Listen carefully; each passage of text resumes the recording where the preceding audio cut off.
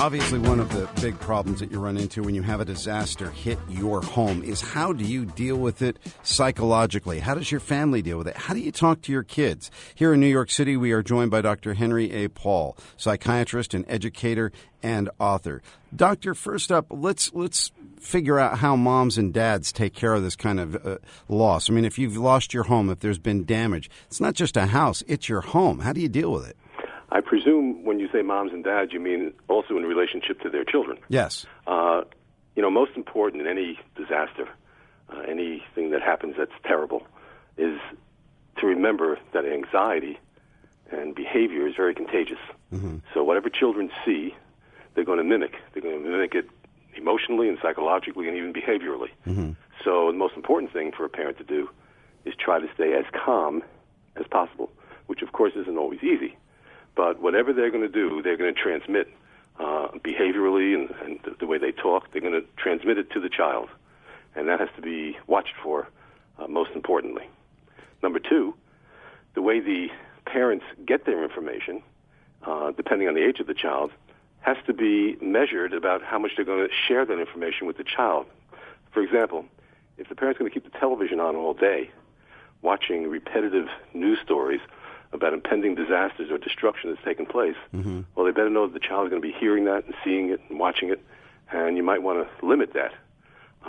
So the key is, to answer your question, the children will watch the parents. Whatever they do is going to be contagious mm-hmm. to the child, and they have to keep that in mind at all times. You know what? Let's continue on. If you don't happen to be affected immediately by this disaster, or another disaster in another part of the country at another time of the year, let's talk about that TV coverage. How do you expose your kids to that, and how do you answer their questions? Mommy, Daddy, could this happen to me? Well, Can this happen to us? This is one of the biggest issues that's been around in psychiatry since 9/11.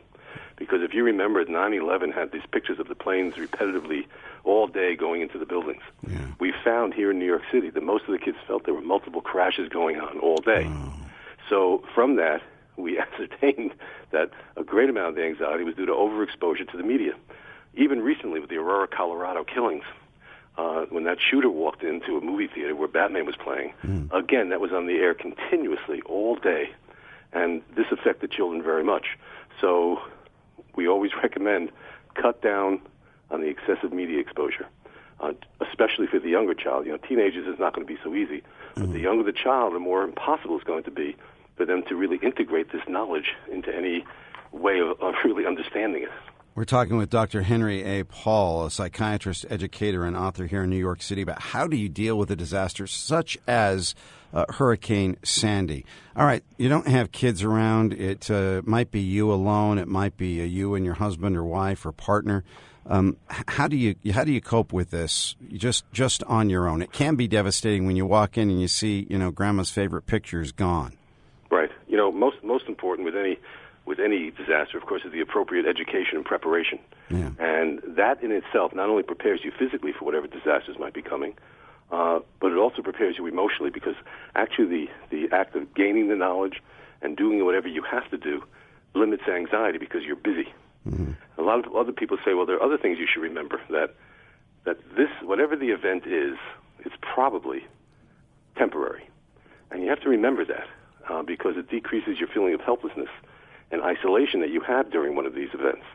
So you should say to yourself, this is a temporary thing and it's going to pass. Dr. Henry A. Paul, psychiatrist, educator, and author, talking to us here in New York City. I feel like we've all just been to the shrink. I hope you take my insurance. I do. Thank you so much for being with us, sir. Thanks for having me.